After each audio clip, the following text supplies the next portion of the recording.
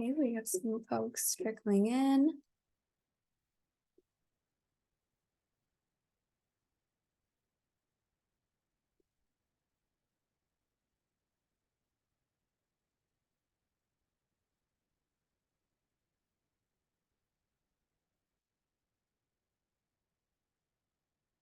Okay, wonderful. I see we still have some folks trickling in, so we'll wait a couple of seconds and get started shortly.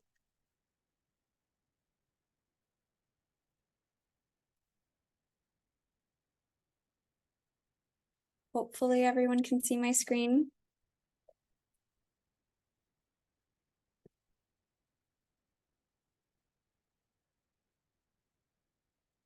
Okay, we'll just give it maybe another minute or two.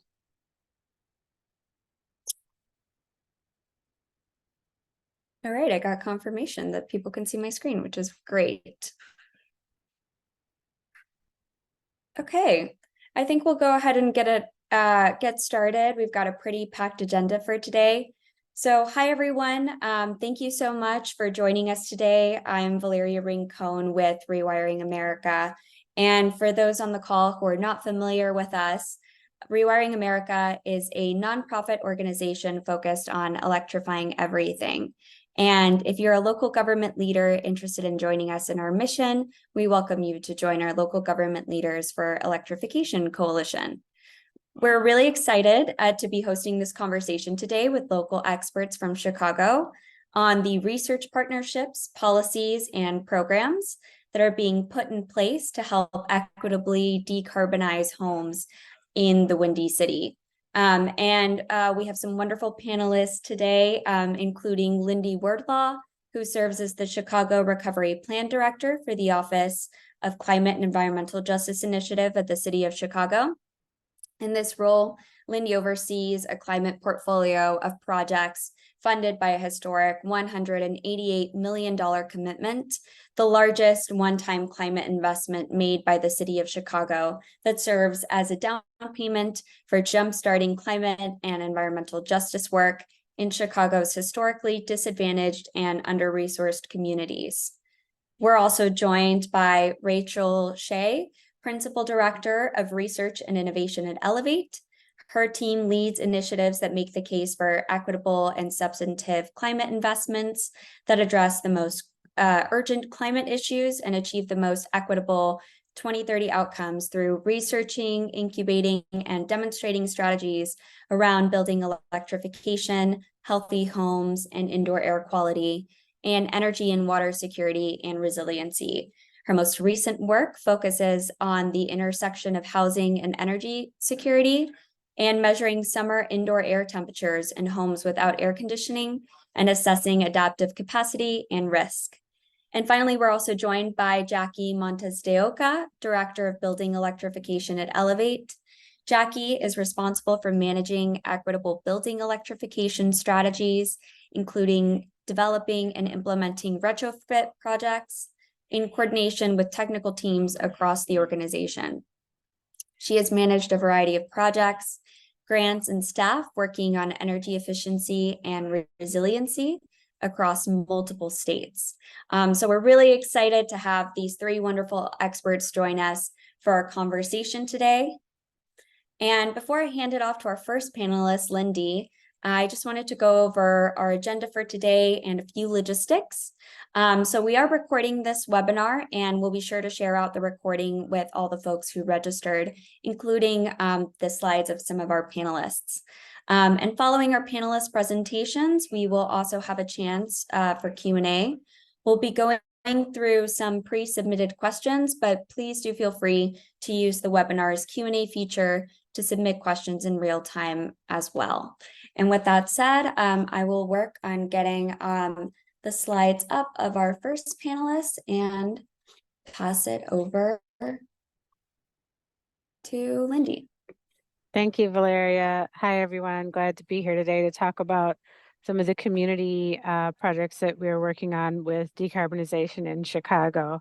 To really get this started, and we can go to the next slide, framing our work and how we are thinking about climate in Chicago. We know that there's historic inequities with deep impacts across our communities, particularly in our underserved, historically underserved neighborhoods. And as we strategically act to address our growing climate crisis, we have to think about approaching this work while we uphold the values of equity and justice. And so in doing that, we have to reckon with the legacy of systemic issues that have led to disparate conditions in the first place. We need to focus on removing barriers that keep all Chicagoans from participating in this, so that they are allowed to be a part of the climate solution, and to also realize the benefits, not just of that climate action, but the co-benefits that go right along with it. And those are, economic inclusion and savings, the economic savings from this participation, reducing pollution burden, equitable access to critical infrastructure, and then community health and resiliency. Next slide, please. I will talk about these in a little more detail in just a few minutes, some of them anyway, but this is just kind of a little roadmap of some of our recent clean energy efforts that show from last year. The divestment of investments in the fossil fuel industry was an ordinance adopted by city last March. The release of our climate action plan, our updated climate action plan in April. A few months after that, our announcement to committing to powering all of our municipal buildings with 100% renewable energy. And then as the year continued, an energy code update, the release of the building decarb report. I'll talk more about that in a few minutes. And then some of our Chicago Recovery Plan projects, which I'll also talk about in a few minutes, but most notably our Climate Infrastructure Fund, our residential decarb retrofit program, and then some of our ongoing work with our own city-owned assets as well. Next slide. So as you might imagine, our climate action plan from last year is really our guiding policy document. It really sets that framework for how we're proceeding. And within that document, and it's great if there's a lot that looks at environmental justice communities and the legacy of them in Chicago. So I would encourage you to take a look at it if you haven't seen it. But there are 5 pillars with strategies in each of them. And I've just right here just kind of highlighted those that are really connected to, in some way, some form or fashion, to community scale decarbonization. And those, of course, include retrofitting buildings, connecting communities to renewable energy, and the enabling of, enabling of renewables and electrification strategies through other federal, state, and even local incentives that are available. And then, of course, I will not leave out electrifying our transportation sector as well. I highlighted those as well. Next slide, please. So, okay, there's the image. I also mentioned another document that is a policy, a recommendations document. This is actually an external report. Around the same time that we were developing the climate action plan, there was a group of external stakeholders, a working group that was appointed by the previous administration that was charged with developing a set of recommendations for the city to consider, to discover what's the equitable solution to building decarbonization in Chicago.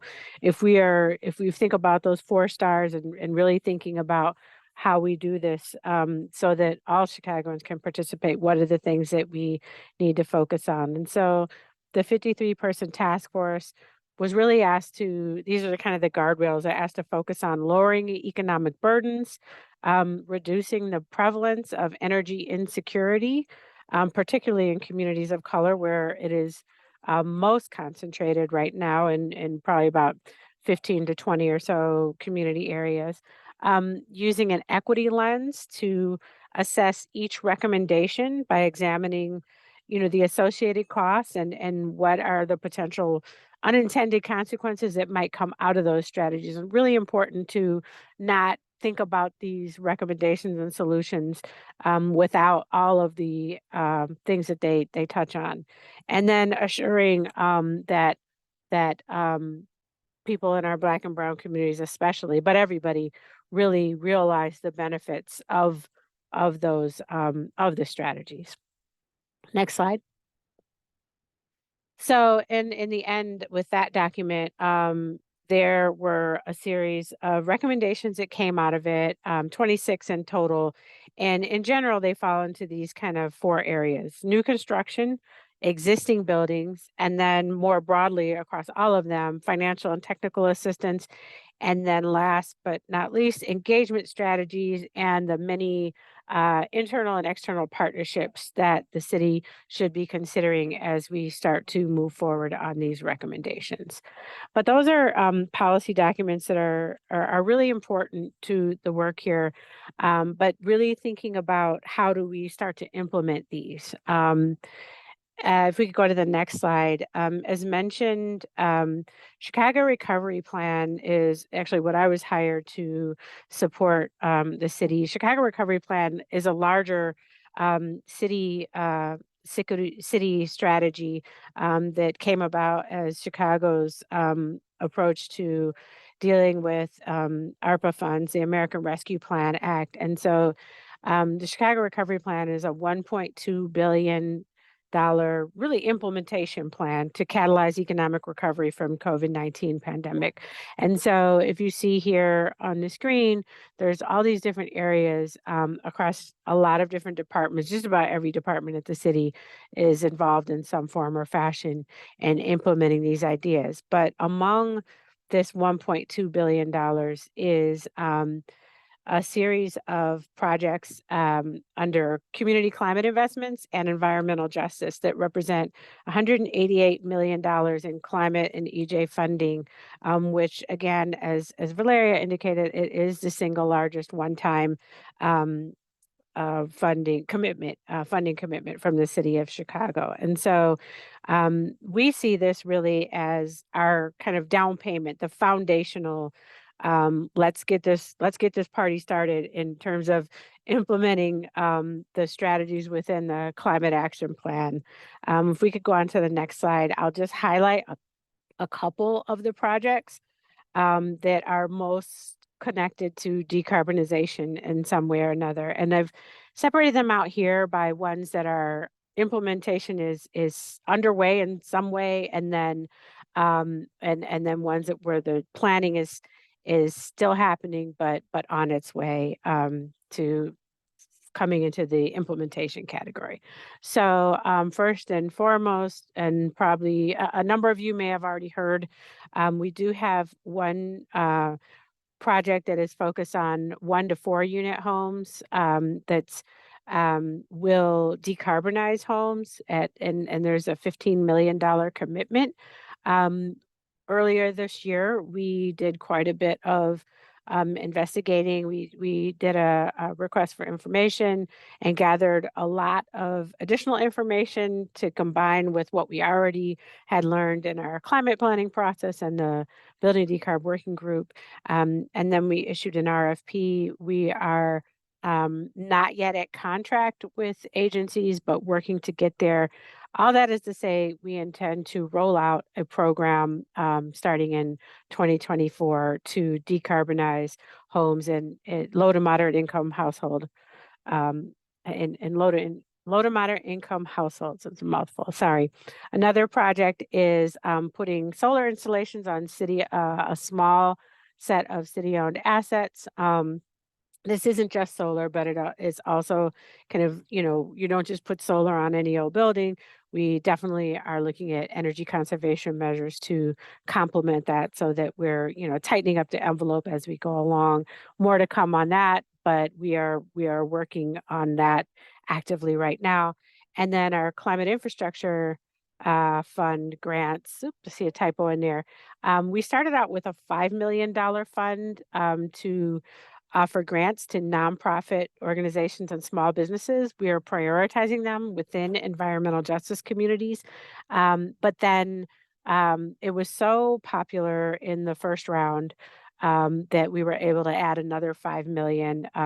So in our first round, we announced 32 finalists. There are 12 of those are energy projects. Another 12 of those are fleet electrification projects, including purchasing of vehicles and or installation of charging stations. So we're super excited about those as well. The remaining ones, not necessarily connected to decarb, they're green infrastructure, but very important for climate, nevertheless. And then also well underway is our own city fleet electrification project. To date, this number may have changed since my putting these slides together, but we've installed 171 charging stations. We have 116 new electric vehicles in operation, with more on the way, that gladly were not affected by the strike, which that was really exciting to see that those kept moving along. What's interesting too, I just want to note, with our fleet electrification is, ways we've continued to try to put equity front and center. It would be easy just to install these anywhere where we have city assets, but we have worked closely with the fleet team to put charging stations in those areas of the city first, where we know the air quality has challenges. And so along our highways in the south and southwest sides, really prioritizing those areas first. So just wanted to note that. And then other decarb projects underway, where we're more of in the pre-planning, pre-development stages, is similar to the single family. We have another $6 million set aside for multifamily affordable housing that we are working on. And then decarbonizing community anchor institutions, kind of another similar to the Climate Infrastructure Fund, but a retrofit program, comprehensive retrofit program for nonprofit institutions and community anchoring institutions, and then a community solar program as well. So those are of the 17 projects in the environmental justice and climate suite of Chicago Recovery Plan projects. These are the ones that are most connected to decarbonization. So that's a little flavor of the implementation that we are working on here in the city of Chicago. But I would also, I'm going to turn it over to my colleagues at Elevate, who reached out to the city in 2020 about the opportunity to partner on a demonstration project that is funded by the Department of Energy and includes Elevate and a broader team. So I will not steal any thunder from that, and I will turn it over to Elevate. And happy to take questions throughout in the chat or afterwards when we get to Q&A. Thank you. Wonderful. Thanks so much, Lindy. And let me just get up the slides here for our next panelist, Rachel. All right. Can everyone see okay? Good. Wonderful. Good afternoon, everyone. Thank you very much for this opportunity. Rewiring America, we really appreciate the opportunity to come to a national audience and share the work that the city is doing along with our partners in Chicago to decarbonize. This is a wonderful opportunity. Thank you on the behalf of Elevate, Jackie and I. So next slide, please. Elevate is a mission-based nonprofit headquartered in Chicago that works nationally. Next slide, please. So we are primarily known for our building retrofit programs, and that have retrofitted over 100,000 units of affordable housing over the past 20 years. And my colleague Jackie and I are really looking forward to sharing the research and the partnerships, as well as kind of the lessons learned from implementing decarbonization in cold climates. So I'm going to start off by talking about the research partnership that Lindy teed up with the city of Chicago. And then Jackie is going to talk about what we're learning from implementation. Next slide.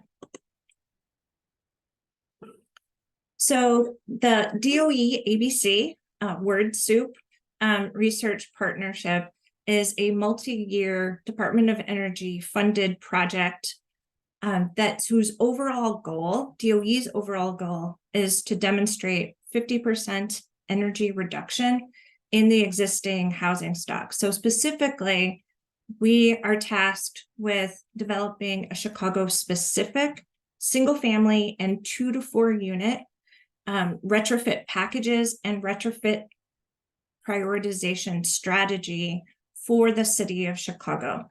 So we're identifying opportunity for beneficial electrification in home types, but also in communities that stand to benefit the most. We are looking at costs and savings potential for retrofit investments at both a household and a city scale. And as Lindy mentioned, we're doing field validation currently in those 10 homes that are representative of the housing stock, and identifying potential, the technical potential for the city's individual and cumulative cost, energy, and emission savings. So the first part of the roadmap was completed in 2022, and that's what I'm going to focus on today. The study team is comprised of Elevate and the National Renewable Energy Lab, with advisory roles from the city of Chicago and Commonwealth Edison.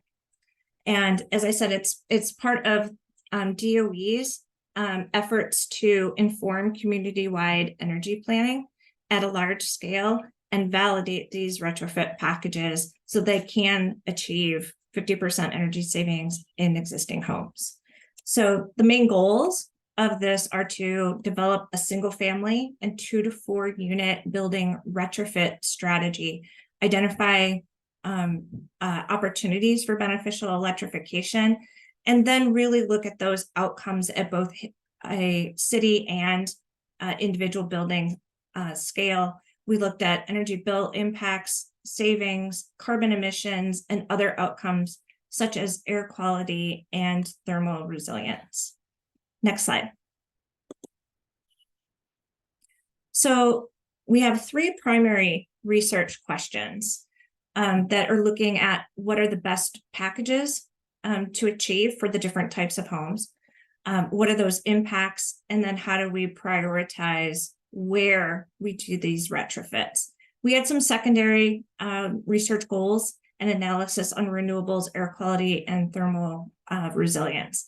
And which I won't talk about today, but those are also available on our website. So I'm going to skip to the takeaways because I know that we have a long agenda today. So next slide, please. So what we found was, despite the cold climate and the typically higher cost of electricity compared to natural gas, heat pumps and electrification can reduce energy costs and energy burden in Chicago's older homes and in low and moderate income communities. And additional non-energy impacts include adding air conditioning to homes that don't have it, improved respiratory health, improved thermal resilience, and thermal resilience meaning the ability of a building to stay comfortable during a power outage for both heating and cooling. And also a prioritization investment in the communities that need it the most. So among the 5 housing types that we looked at, we know that deep energy retrofits can achieve a technical potential of about 60% energy savings on average, utility bill savings of about $2.5 million per year citywide, which translate to about $700 per building, and reduced greenhouse gas emissions. Heat pumps are a major driver of those savings with efficiency. So I think that's a key area that we looked at dozens of different retrofit packages, only the ones that included heat pumps and efficiency together were the major drivers of these savings. So next slide, please. So as I said, we did look at renewables as well, and renewables are not added into this analysis in terms of the savings of those key takeaways. But adding solar would offset nearly 30% of the post-retrofit electricity use. So so this is additional on top of. And one thing I do want to note as cities and municipalities are looking at this is that we took an important first step to calibrate the res stock tools to the local housing stock. And I think it's critical that we look at this partnership as a model nationally for climate action that's really is replicable. We're looking at the technical research and tools from the federal government, local knowledge, and community priorities on the local level, and the existing planning work that Lindy mentioned in her presentation. Okay, so now that you have the key takeaways, I'm going to dig in a little bit and add some context, and I will try to run through this very quickly. Next slide, please. So what we're seeing here is there are 438,000 buildings, residential buildings in the city of Chicago. And we can look at it as buildings versus units. If you can advance the animation. For this analysis, we're focusing on the buildings and looking at the blue and the yellow. The single family and the 2 to 4 unit building stock is nearly 93% of the building stock. So any sort of decarbonization strategy really must address that stock. That's why we chose to focus on that stock. Next slide.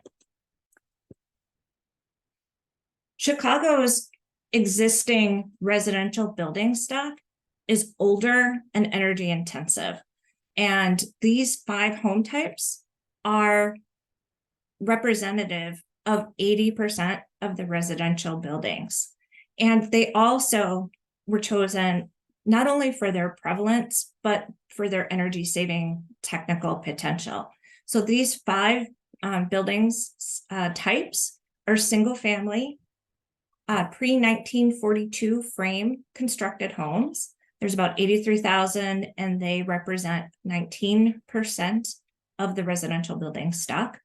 The classic Chicago bungalows, the pre-1942 masonry and brick constructed buildings, mid-century, constructed between 1942 and 1978, and then 2 to 4 flats, both also pre-1942 frame and masonry construction. Again, these are 80% of the residential buildings in the entire city of Chicago. So we're already narrowing down on some typologies that these retrofit packages will be really impactful. Next slide. So once we looked at the building types, we wanted to look at where these buildings were most prevalent. And we also wanted to work with the city of Chicago to identify their priority community areas, especially to meet their climate goals, but also their equity goals, public health, and community investment. So we worked with the city to identify 20 priority community areas that were most in need of investment. And as you see in the table, there's 133,000 of these priority community buildings just within these 20 community areas. So on the map, you see the gray and then the green. The green represents census tracts in which more than 50% or more of the households earn up to 80% of the area median income. So not only are these 20 priority community areas full of these homes that have high potential for savings, they're also in areas that are eligible for utility savings, as well, utility programs, as well as Justice 40 Inflation Reduction Act investments moving forward into the future. So next slide. So I'm going to talk very quickly about the tools and methodology for that. Next slide. So we utilized the National Renewable Energy Lab's RESSTOC tool set. And this is one of the first demonstrations of using this tool at a city scale level, intended to be a climate and energy planning tool that cities can use nationwide. There's energy models. LA was one of the first cities to utilize NREL's RESSTOC capabilities for their LA 100 initiative. So RESSTOC produces energy models of thousands of buildings representative of the national housing stock. And what we did is we worked with them to calibrate their tool and the buildings in its model in Cook County and Chicago to produce energy savings, cost impacts, etc., for retrofit packages at the city of Chicago level. And so some of the post-retrofit outcomes and metrics that we chose are utility cost by fuel and overall savings by fuel, and CO2 equivalents in savings in metric tons, energy savings in MBTUs, kilowatt hours and therms, site EUI, and modeling upgrade costs. Next slide.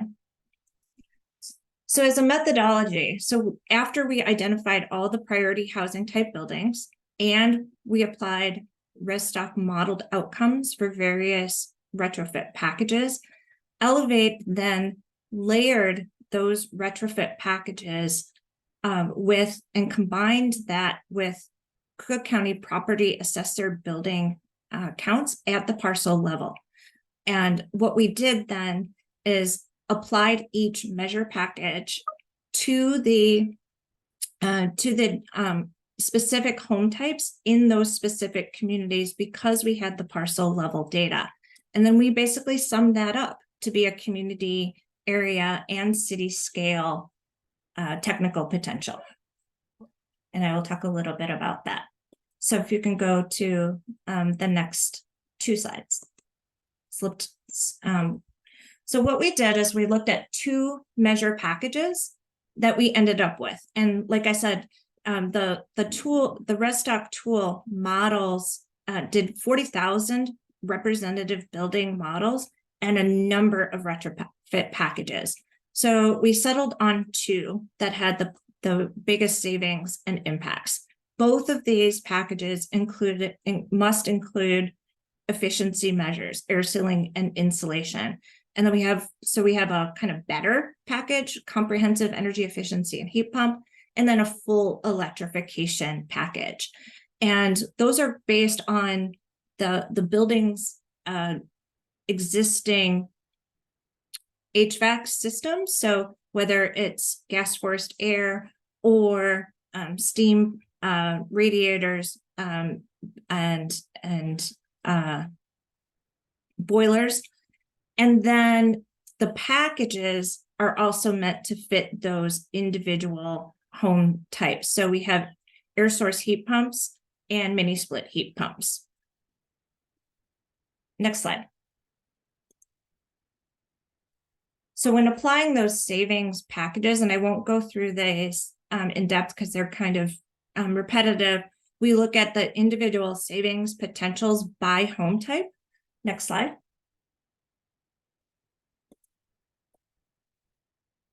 For all 5 housing types. So the 3 single family and the 2 multifamily. And then next slide, when we pull back and we look at the energy and savings, what we see is that in each of the five housing types, the interquartile ratios for energy savings are consistently above 50%. And the bill savings are above 0. So that's not saying that every single home, I'm looking at the interquartile ratios, but it does say that in all housing types, in all packages, on average, we're saving 60% or more, and around 20% on utility bills. The full electrification package has higher savings for both energy and utility bills. Next slide. And then, as I mentioned, we looked at applying these measure packages on a community scale. So this is a snapshot of a community profiles that were done for each of the 20 priority community areas. So what it's doing is looking at the individual homes within that geography. We can sum that up by block, by community area, apply those measure packages, and give very specific technical potential savings estimates. Next slide. So summing up, we're looking at, we've got a universe of about 392,000 of these types of buildings. 323,000 of these buildings are within the 5 primary home types, and 110,000 of these buildings are in the 20 priority community areas. So already we're getting a way to prioritize where to start investing first. Next slide. So again, these are the key takeaways. If you can skip then until after that. Thanks, Valeria. One more. So one of the things that we were very fortunate to do is, in parallel to this research initiative, we were launching our building electrification program and having early results to learn how to best implement building electrification at scale. And at this point, I'll turn it over to Jackie. Thank you. Thanks, Rachel. Hi, everyone.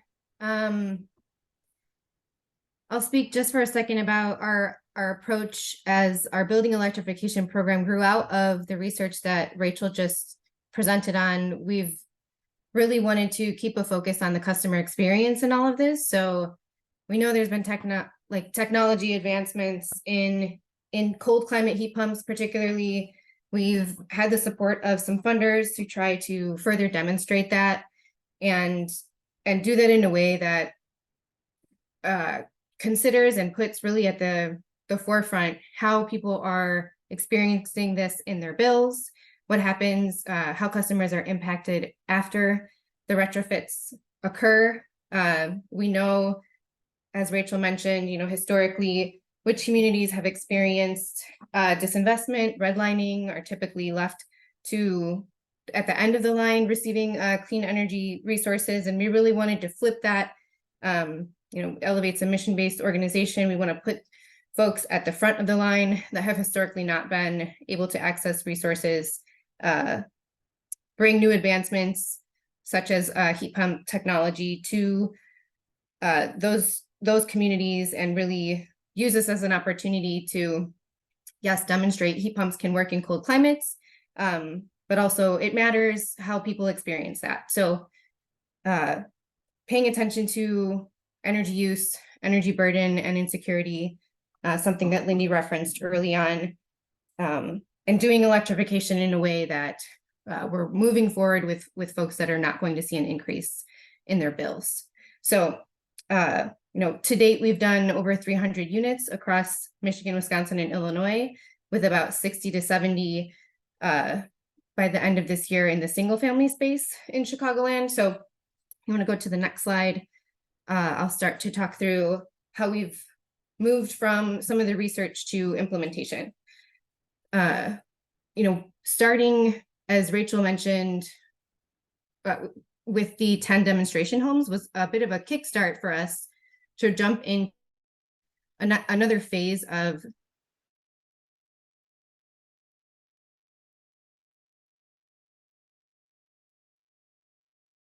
in the Chicagoland area.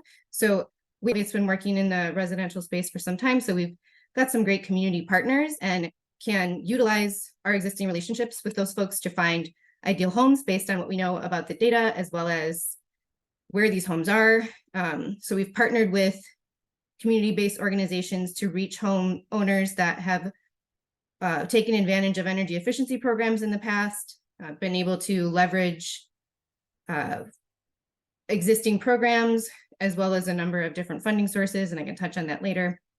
But that put us at a good place to design a program that was streamlined, where we could try to simplify some of the learnings we took in the first 10 homes to another batch of 30 homes to do, which we completed in 2022, and we're working through that second batch right now, offering a single point of contact for homeowners, and then just continuing to revise and tweak the program as we're getting into implementation, touching on how we would get to scale, sharing what we're learning along the way with our community partners, with our funders, in spaces like this. So for the rest of the presentation, I'll just touch on a couple case studies to do that share out. If you want to go to the next slide.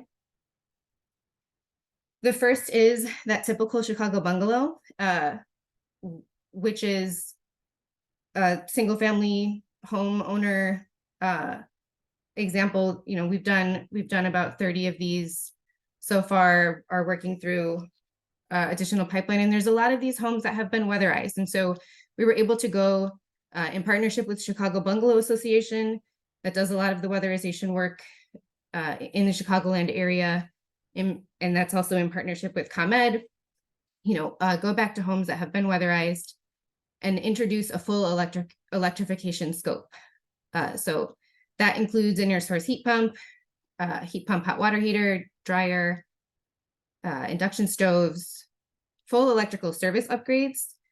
And I'll talk about the cost of that and how that's impacting the cost of the retrofits.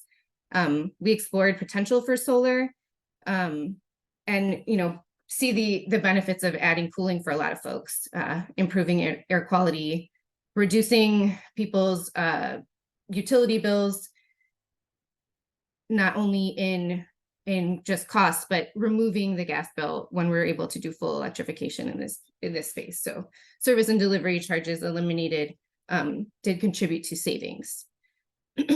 So the overall project cost was free. We leveraged multiple and utility program funding.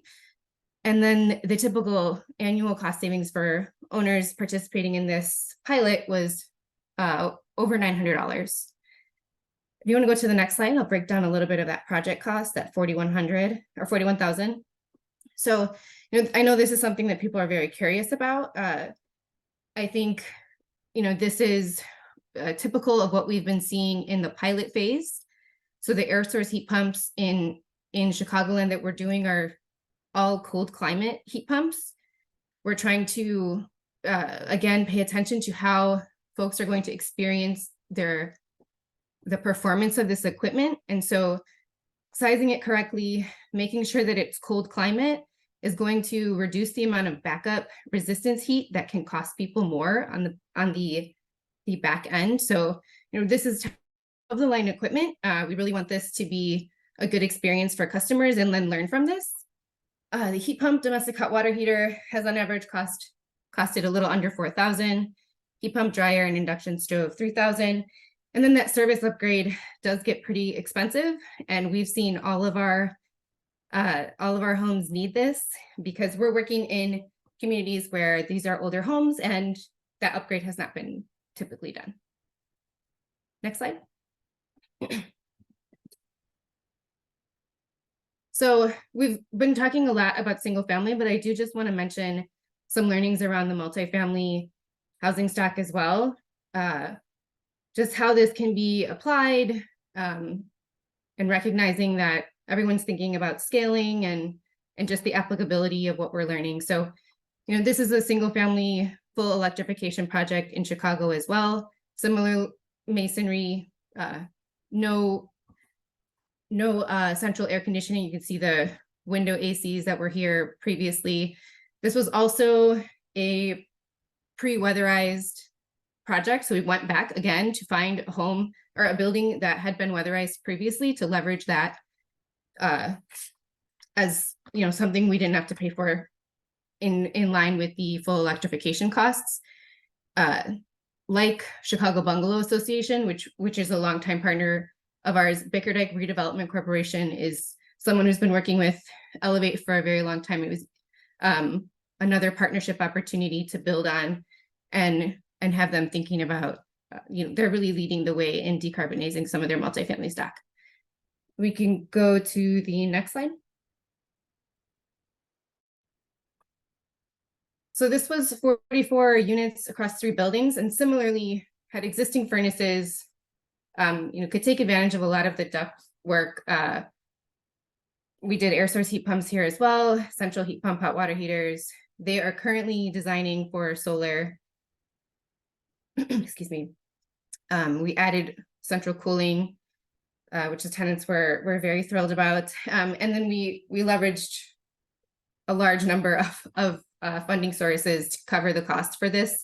This was our first full electrification project in Chicago. But great reduction opportunity for carbon emissions, and a 17% estimated annual savings after solar. Next slide. I wanted to just, before I talk about some of the lessons that we're learning, highlight that this takes time and that the path to electrification may be a long one, but I think we're going to continue to see improvements, and there's a lot of opportunity to scale, considering just the realities of all the pieces of this and how we can phase towards electrification. So, like I mentioned, this multifamily project had weatherization done previously. We were able to go back to it. We knew there were ideal building characteristics here to look at for electrification. They already had furnaces. They had window AC and needed central AC. They did not need a full electrification or a full electrical service upgrade because they had done some rehab before. But, you know, from 2020 to 2023, it took phases of installs to do permitting, design, phases of even just the heat pumps due to availability, different equipment based on the 3 buildings. So, you know, different unit sizes, different equipment sizes. There were simple electrical upgrades needed for electric stoves. And then there was learning, of course, this is our first project, there was learning that we had along the way. So, you know, we're grateful for our partners in this space that, you know, we can learn over 3 years, and then really, like I said, we've done 300 units. This was 44. We've been able to take our learnings and apply them to other multifamily projects. Next slide.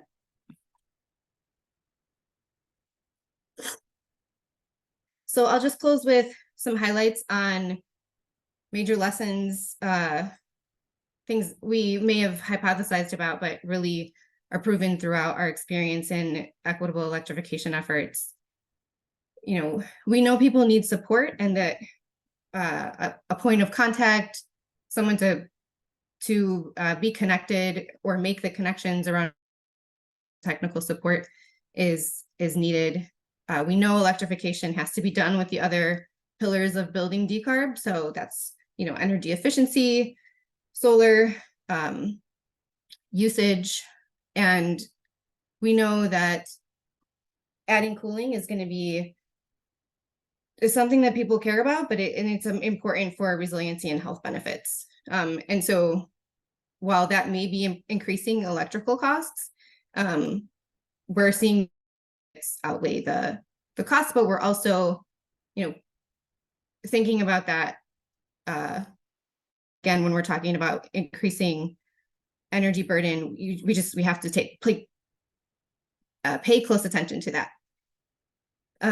Again, considering the timeline, there's an order of things that we need to do to make sure that customers are having that good experience, like timing when the equipment is going in and when they can get off a gas bill. If their heat pumps are there, but their stoves aren't, there can be delays between the different timeline and operation of things. There's just things to think about related to the customer experience. We know, as I mentioned, ComEd was a partner. They've been mentioned a couple times here, involving the electric utility early and keeping them involved has been very beneficial for the learning process and in both directions. We've been able to partner with a handful of contractors in this space, but there's a huge need for increased investment in a diverse workforce around cold climate heat pump technology in the Midwest and just generally electrification. We know, as I mentioned, we've done work in Michigan, Wisconsin, and Illinois, and even in the Midwest, there are very real differences in utility rates and the economics of what this is costing people based on just state by state or region by region. So continued policy is needed. We're happy to be on this webinar sharing this. I think people will agree this is a national trend to connect around the policy needed to address gaps on costs, service upgrades, how this affects weatherization assistance programs or benefits that tenants get on their utility bills. And then again, I guess related to timeline, this is not a simple furnace swap in your energy efficiency program. This is an important advancement in how we're using energy. So I think go to the next slide. Yep, there's just some resources at the end here that we've pulled together, and we can jump to Q&A.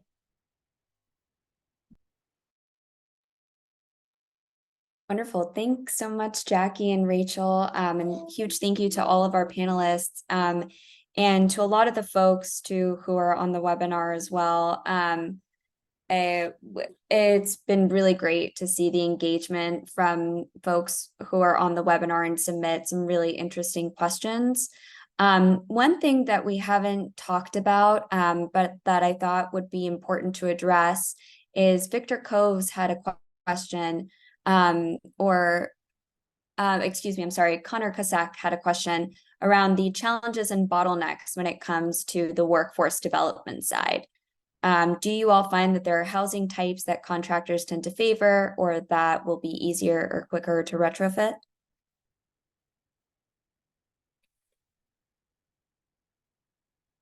I can just mention in terms of easier or quicker to retrofit, we did identify with contractor input that, starting with individual forced air retrofits to air source heat pumps has been an approach that we've taken to reduce the cost of the upfront cost as we're still learning more about the equipment and hopefully seeing eventual costs go down by manufacturers. But, furnaces versus a boiler has been more affordable in our region so far.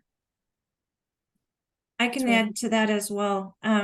Certainly workforce development is a key aspect to Elevate's work, and increasing the number of BIPOC contractors that live and work in these neighborhoods are another key initiative as we scale up and more retrofits are happening. I should also note that with the two housing projects that we have for Chicago Recovery Plan, those are also program goals of those as well. Thank you all so much. And then we also got a lot of questions around costs of doing electrification retrofits. There was a question in particular that I believe came in from Victor, asking if there are any incentives that are available for multifamily landlords, as it can seem at times that those incentives are hard to find for folks that own multifamily buildings.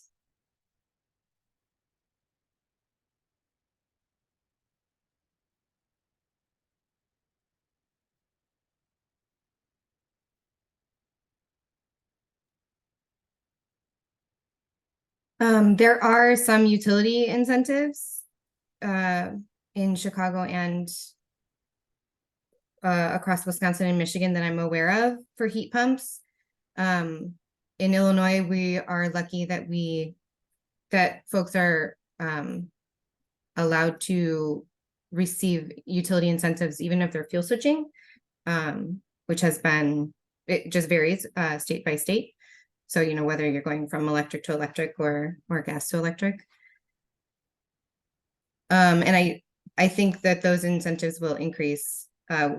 We are paying close attention to IRA, federal rebates and tax credits that are coming down the line, but anticipate we won't have more information about that till about mid-year next year.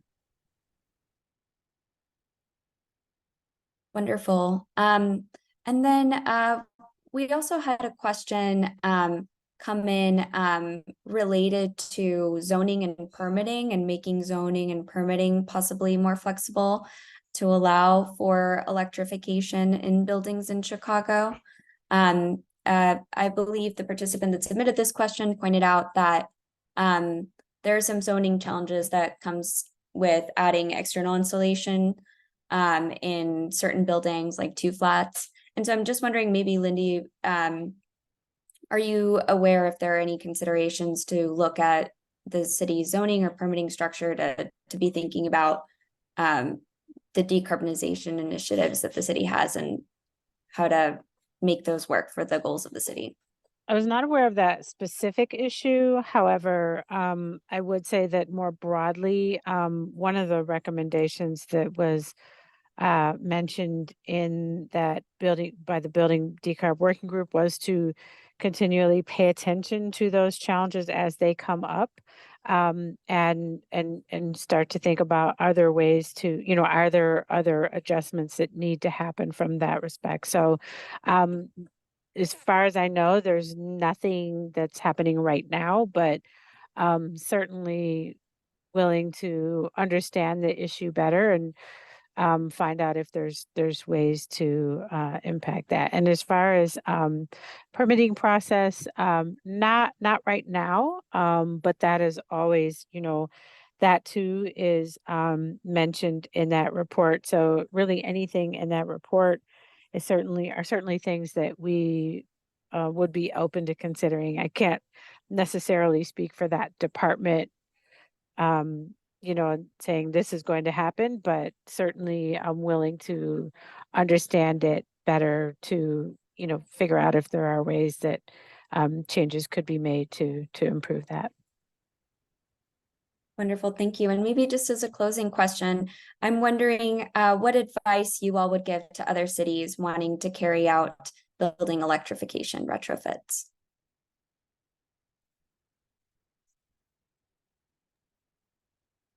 Who would like to go first? I can if you want.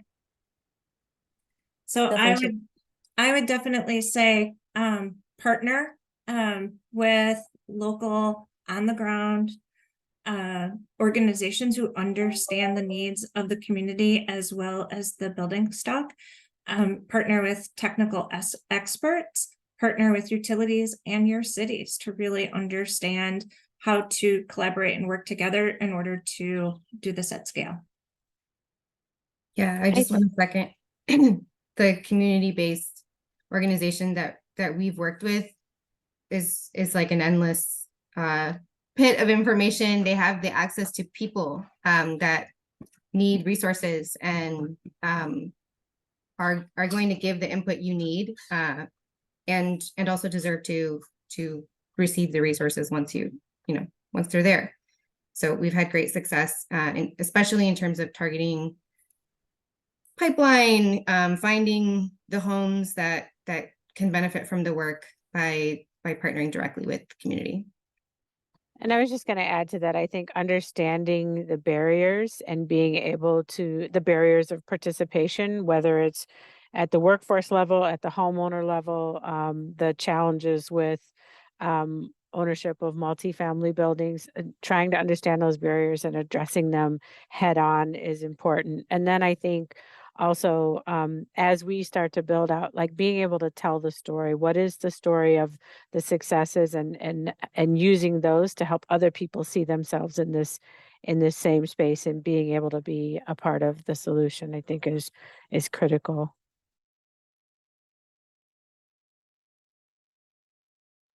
Wonderful. Well, I just want to thank you all again for joining us today for this webinar. Thank you so much to our panelists for being on to share their insights and expertise.